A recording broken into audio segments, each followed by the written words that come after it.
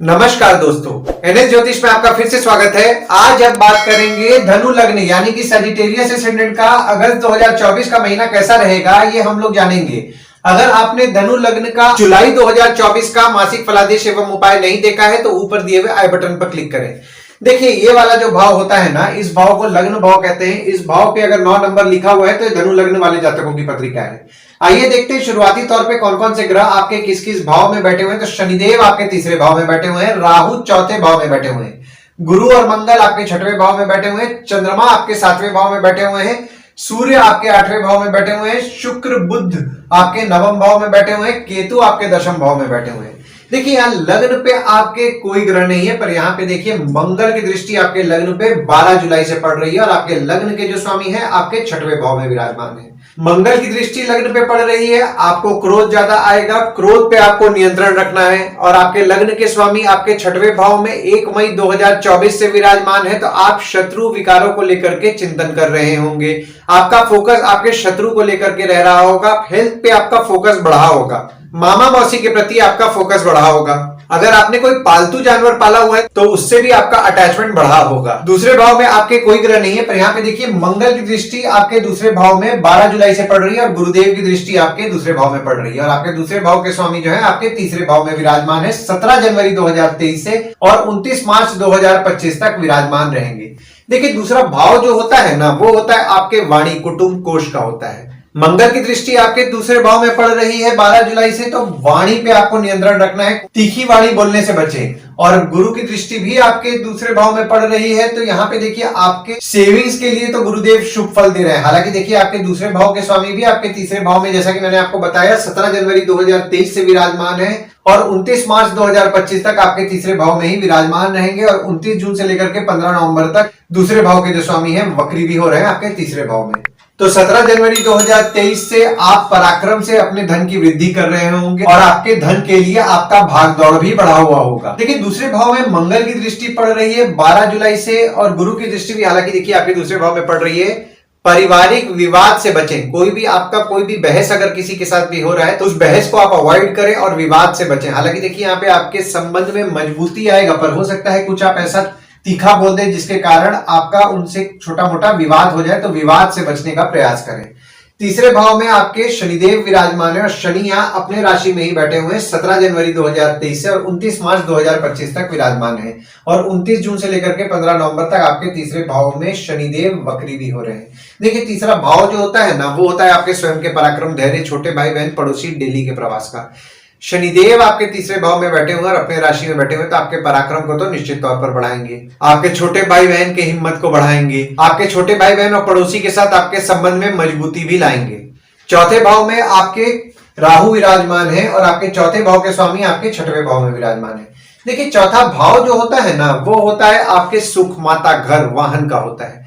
राहु आपके चौथे भाव में विराजमान हुए 30 अक्टूबर 2023 से। देखिए, यहाँ पे आपको आपकी माता की स्वास्थ्य का विशेष तौर पर ध्यान देना है। माता की स्वास्थ्य पर ध्यान दें, क्योंकि देखिए यहाँ पे आपके माता की स्वास्थ्य थोड़ी बहुत बिगड़ सकती है। घर वाहन को लेकर के थोड़ी बहुत समस्याएं आपकी उत्पन्न हो सकती है, यानी कि घर में कुछ काम निकल सकता है, गाड़ी में कुछ काम निकल सकता है, यानी कि घर वाहन को लेकर के थोड़े बहुत आपके खर्चे होंगे। और आपकी माता के स्वभाव में जिद भी बड़ा होगा 30 अक्टूबर से।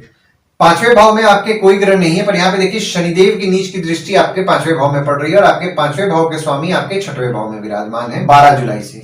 देखिए, 5वां भाव जो होता है ना, वो होता है आपके संतति, प्रेम, पढ़ाई, साधना का होता है। तो जो स्टूडेंट्स हैं, देखिए एक तो शनिदेव की नीच की दृष्टि पड़ रही है और अब शनिदेव वक्री भी हो रहे हैं 29 जून से 15 नवंबर तक। पढ़ाई में स्टूडेंट्स को ज्यादा मेहनत करना पड़ेगा। शनिदेव आपको रिजल्ट देंगे, पर आपको मेहनत बहुत ज्यादा कराएंगे। पढ़ाई में आपका मन नहीं लग रहा होगा 12 जुलाई से लेकर के 25 अगस्त तक। पढ़ाई पे आपको आपके फोकस बढ़ाना है और मेहनत ज्यादा करना है। आपके पढ़ाई में अड़चने भी आ रही होंगी और कुछ सीखने का प्रयास कर रहे होंगे ना, तो उसमें आपको सीखने में भी दिक्कतें आ रही होंगी और आपके बच्चों से मनमुटाव होने की भी संभावनाएं बन रही है। देखिए, ये जो पीरियड आपका है ना, इसमें आपको बहुत ही ज्यादा डिप्लोमेटिकली अपने बच्चों को हैंडल करना है, क्योंकि यहाँ पे देखिए एक तो शनिदेव की दृष्टि पड़ रही है, ऊपर से आपके 5वें भाव के स्वामी भी आपके 6वें भाव में विराजमान हो जा रहे हैं। तो थोड़ा सा डिप्लोमेटिकली अगर आप हैंडल करेंगे तो आपके लिए अच्छा रहेगा। वहीं आपके प्रेम संबंध में भी आपके मनमुटाव होने की संभावनाएं बनी हुई है 17 जनवरी 2023 से और 29 मार्च 2025 तक ये मनमुटाव हो सकता है। और अब तो वक्री शनिदेव की दृष्टि पड़ रही है 29 जून से लेकर के 15 नवंबर तक मनमुटाव होने की संभावनाएं बन रही है, मनमुटाव से बचें। और यहाँ पे देखिए, कुछ भी अपने प्रेमी या प्रेमिका के साथ अगर आप बात करने का प्रयास कर रहे हैं ना, तो बहुत ही सोच समझ करके बोले, अपने वाणी पे नियंत्रण रखें, क्योंकि एक तो देखिए यहाँ पे मंगल की दृष्टि पड़ रही है, तो आप तीखा वाणी बोलेंगे, और यहाँ पे आपके मंगल भी आपके विराजमान हो रहे हैं आपके 6वें भाव में। तो आपके प्रेमी या प्रेमिका को अगर आप डिप्लोमेटिकली हैंडल करेंगे तो आपके लिए ज्यादा अच्छा रहेगा। वहीं जब आपके 5वें भाव के स्वामी आपके 7वें भाव में 26 अगस्त से विराजमान हो रहे हैं, तो देखिए यहाँ पे जो भी लोग प्रेम विवाह करना चाहते हैं उनके लिए बहुत ही शुभ योग का निर्माण हो रहा है, क्योंकि मंगल द्वारा आपके पत्रिका में केंद्र त्रिकोण राजयोग का निर्माण हो रहा है 26 अगस्त से। अपना बात प्रेम विवाह से संबंधित बढ़ाना चाहते हैं, आप बढ़ा सकते हैं। हालांकि आपके पत्रिका में भी प्रेम विवाह के योग होंगे, तो ये पीरियड जो है ना, खासकर प्रेम विवाह के लिए आपके लिए ज्यादा फलदायी रहेगा।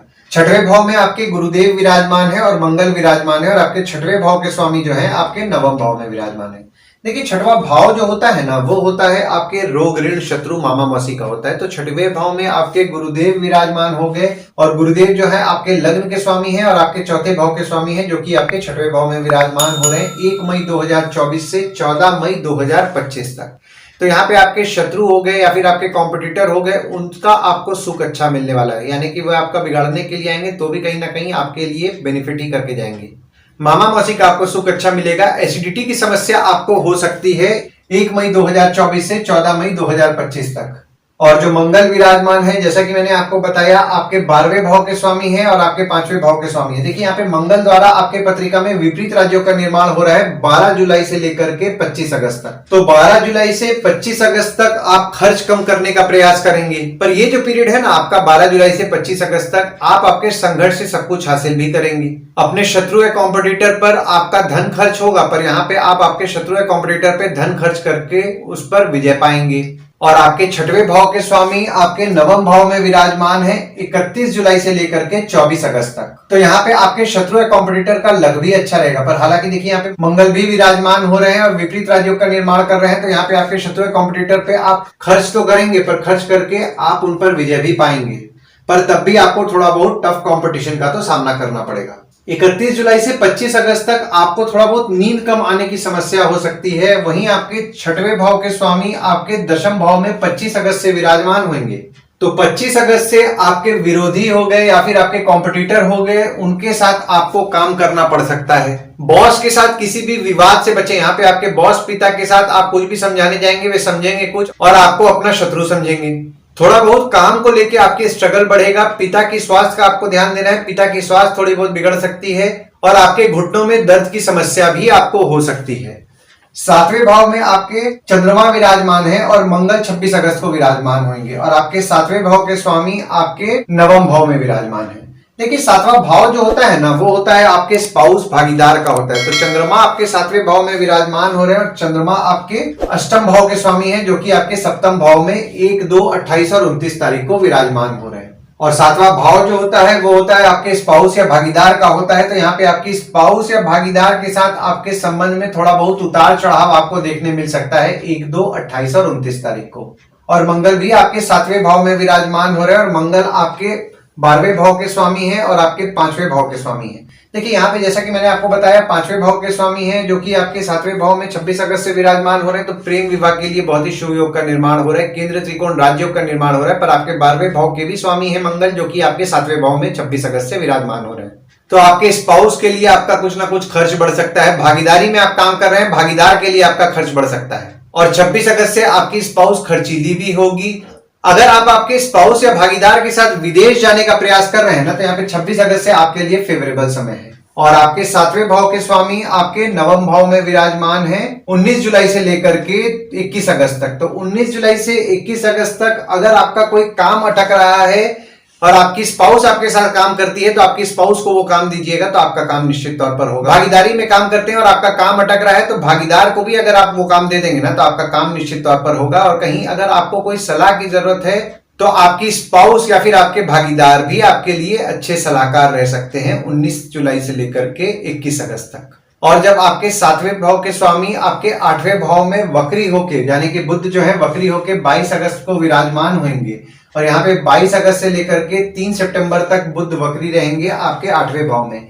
तो देखिए, आपकी स्पाउस की थोड़ी बहुत तबीयत बिगड़ सकती है, पर आपके स्पाउस या भागीदार द्वारा अचानक धन लाभ के भी योग बन रहे हैं। 8वें भाव में आपके सूर्य विराजमान है और बुध 22 अगस्त को विराजमान होंगे और आपके 8वें भाव के जो स्वामी हैं वे आपके 7वें भाव में विराजमान है। देखिए 8वां भाव जो होता है ना वो होता है आपके आयु, जीवन, मृत्यु, अचानक धन लाभ, ससुराल का होता है। 8वें भाव में आपके सूर्य विराजमान है और सूर्य आपके 9वें भाव के स्वामी हैं, जो कि आपके 8वें भाव में विराजमान हो रहे 16 जुलाई से लेकर के 15 अगस्त तक। देखिए 16 जुलाई से 15 अगस्त तक आपका भाग्य आपका कम साथ देगा। और बुध जो विराजमान हो रहे हैं वे आपके 7वें भाव के स्वामी हैं और आपके 10वें भाव के स्वामी हैं, जो कि आपके 8वें भाव में 22 अगस्त से विराजमान हो रहे हैं। तो 22 अगस्त से आपके काम में थोड़ी बहुत समस्याएं उत्पन्न हो सकती हैं। पिता की स्वास्थ्य बिगड़ सकती है, पिता की स्वास्थ्य का विशेष तौर पर ध्यान दें। देखिए 22 अगस्त से ना आपको आपके काम पे फोकस बढ़ाना पड़ेगा, थोड़ा फोकस बढ़ाइए, क्योंकि 22 अगस्त से जो समय है ना आपका फोकस आपके काम पे थोड़ा ज्यादा चाहिए, तो अपने काम पे फोकस बढ़ाएं। पर यहाँ पे जो भी लोग जमीन से नीचे संबंधित काम करते हैं ना तो उनका काम अच्छा चलेगा। और जब चंद्रमा आपके 8वें भाव में 3, 4, 30 और 31 तारीख को विराजमान होंगे तो देखिए यहाँ पे पानी, समुद्र, तालाब में ना जाएं। इस दिन थोड़ा संभल करके रहें, आपको चोट पाट लग सकता है, आपके ससुराल वालों की तबीयत थोड़ी बहुत बिगड़ सकती है। 9वें भाव में आपके शुक्र विराजमान है और बुध विराजमान है और सूर्य 16 अगस्त को विराजमान होंगे और यहाँ पे देखिए शनिदेव की दृष्टि पड़ रही है और मंगल की दृष्टि भी आपके 9वें भाव में पड़ रही है। देखिए 9वां भाव जो होता है ना वो होता है आपके भाग्य, धर्म, जीजा, साली, साला, छोटे भाई के स्पाउस का होता है। तो 9वें भाव में आपके शुक्र विराजमान है और शुक्र आपके 6वें भाव के स्वामी है और आपके 11वें भाव के स्वामी है, जो कि आपके 9वें भाव में विराजमान हो रहे हैं। तो जैसा कि मैंने आपको बताया आपके शत्रु या कॉम्पिटिटर का नसीब अच्छा चलने वाला है 31 जुलाई से लेकर के 24 अगस्त तक, पर आपके लाभ के भी योग बना रहे हैं। यहाँ पे लक भले उनका साथ देगा पर आपका लाभ निश्चित तौर पर होगा। और बुध जो विराजमान है वे आपके 7वें भाव के स्वामी हैं और आपके 10वें भाव के स्वामी हैं, जो कि आपके 9वें भाव में विराजमान हो रहे हैं। तो जैसा कि मैंने आपको बताया अगर आप भागीदारी में काम कर रहे हैं और कोई काम आपका नहीं हो पा रहा है तो भागीदार द्वारा अगर आप काम करेंगे तो आपका काम निश्चित तौर पर होगा। बॉस और पिता का सपोर्ट आपको अच्छा मिलने वाला है काम में, और उनके सपोर्ट से ही आपके जो शत्रु कॉम्पिटिटर्स का जो नसीब आपका ज्यादा साथ देने वाला है या फिर आपके काम में जो थोड़ी बहुत समस्याएं उत्पन्न हो रही है उसको आप कंट्रोल कर पाएंगे। यानी कि बॉस को आपको बहुत ही समझदारी से एकदम हैंडल कीजिए, बॉस के साथ किसी भी विवाद में ना पड़े, क्योंकि यहाँ पे देखिए बॉस को अगर आप अपने तरफ मिला के चलेंगे ना तो आपको ज्यादा फायदा होगा।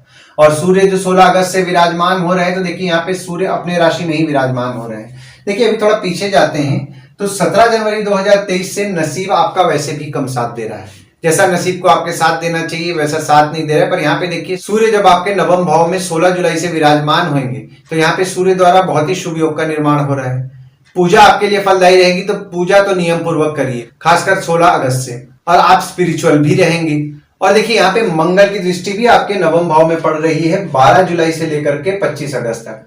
देखिए यहाँ पे आपके जीजा, साली, साला, छोटे भाई के स्पाउस जो हो गए ना उनके साथ आपके मनमुटाव और विवाद दोनों होने की संभावनाएं बन रही हैं, तो मनमुटाव और विवाद से बचें। 10वें भाव में आपके केतु विराजमान है और शुक्र 25 अगस्त को विराजमान होंगे, मंगल की दृष्टि पड़ रही है और गुरु की दृष्टि भी आपके 10वें भाव में पड़ रही है। देखिए 10वां भाव जो होता है ना वो होता है आपके बॉस, पिता, काम, ऑफिस का होता है। तो 10वें भाव में आपके केतु विराजमान हो गए 30 अक्टूबर से। देखिए 30 अक्टूबर से आप ये नोटिस कर रहे होंगे कि आपका काम तो ठीक चल रहा है पर अचानक से काम में कुछ ना कुछ समस्याएं आ गई।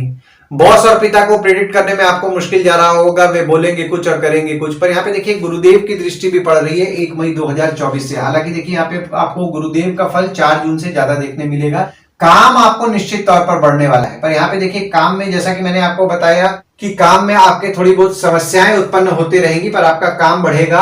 आपके कॉम्पिटिटर के साथ आपको काम करना पड़ सकता है 25 जुलाई से। विवाद होने की संभावनाएं बन रही हैं आपके बॉस और पिता से, तो विवाद से बचें, क्योंकि देखिए जैसा कि मैंने आपको बताया ना, देखिए एक तो आपके मंगल की दृष्टि पड़ रही है तो आपको क्रोध बढ़ेगा, आपके बॉस और पिता को क्रोध बढ़ेगा। तो यहाँ पे आपको आपके क्रोध पर नियंत्रण रखना है, बहुत ही डिप्लोमेटिकली हैंडल अगर आप इस पीरियड को करेंगे तो आपके लिए ज्यादा फलदायी रहने वाला है। क्योंकि देखिए आपके 10वें भाव के स्वामी आपके 9वें भाव में विराजमान है, तो 10वें भाव के स्वामी 9वें भाव में 19 जुलाई से लेकर के 21 अगस्त तक विराजमान है। तो बॉस सपोर्टिव रहेंगे, पिता सपोर्टिव रहेंगे।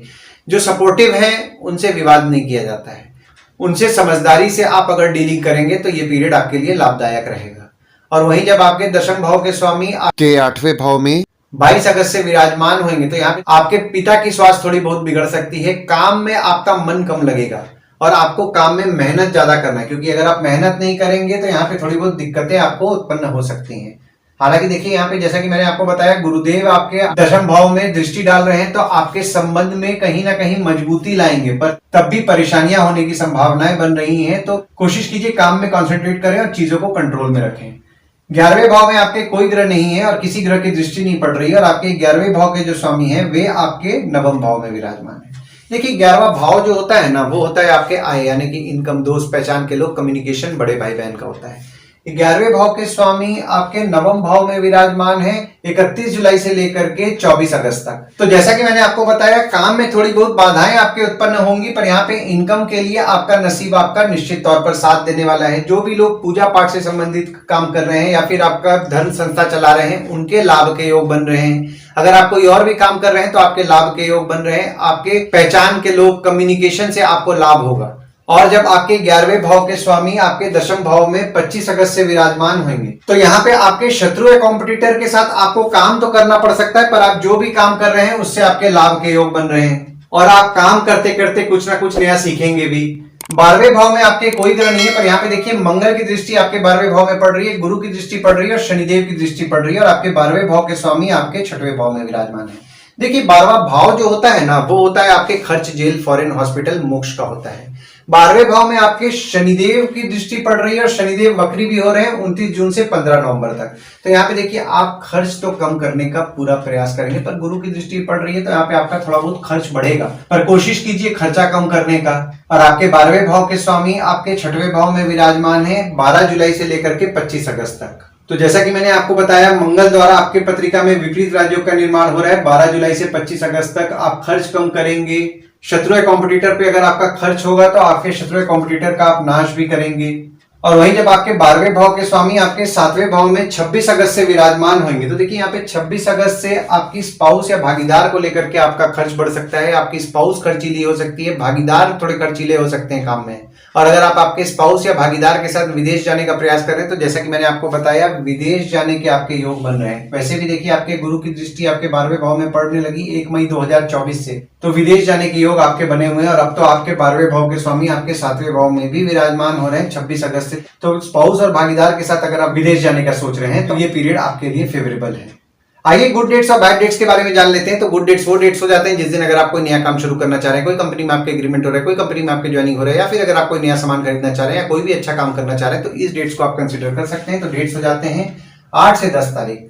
वहीं बैड डेट्स में अगर आप कहीं बाहर जाने का प्लान कर रहे हैं, कोई कंपनी में आपके एग्रीमेंट हो रहा है, कोई कंपनी में आपके ज्वाइनिंग हो रहा है, या फिर अगर आप कोई नया सामान खरीदना चाह रहे हैं, कोई भी अच्छा काम करना चाह रहे हैं, तो इस डेट्स को आप अवॉइड कीजिए। तो डेट्स हो जाते हैं 3 तारीख, 4 तारीख, 13 तारीख, 14 तारीख, 26 तारीख, 27 तारीख, 30 तारीख और 31 तारीख। इस डेट्स को आप कहीं लिख के रख लीजिए ताकि आपके ध्यान में रहे। और उपाय में आपको शनिदेव को तेल नियम पूर्वक चढ़ाना है शनिवार के दिन, और तेल चढ़ाते समय ओम शं शनिश्चराय नमः का जाप करना है। क्योंकि देखिए यहाँ पे आपके नसीब को जैसा फल देना चाहिए वैसा फल नहीं दे रहा, क्योंकि शनिदेव की दृष्टि पड़ रही है। तो शनिदेव को तेल चढ़ाएं। और सूर्य भी आपके नवम भाव में 16 जुलाई से विराजमान हो रहे हैं, तो आप सूर्य को जल नियम पूर्वक सुबह सुबह दें, और जल देते समय ओम ह्रीम सूर्याय नमः का जाप करें। हनुमान चालीसा, बजरंग बाण, सुंदरकांड का अगर आप पाठ कर रहे हैं, ओम गणपतये नमः का जाप कर रहे हैं, मंगलवार के दिन बजरंग बली या गणपति मंदिर जा रहे हैं, तो आपको निश्चित तौर पर अच्छा लाभ होगा। आशा करता हूं इस वीडियो में दी हुई जानकारी आपको पसंद आई होगी। अगर आप हमें YouTube पे देख रहे हो और ये वीडियो आपको पसंद आया हो तो इस वीडियो को लाइक कीजिए, चैनल को सब्सक्राइब कीजिए, नोटिफिकेशन बेल जरूर दबाइए।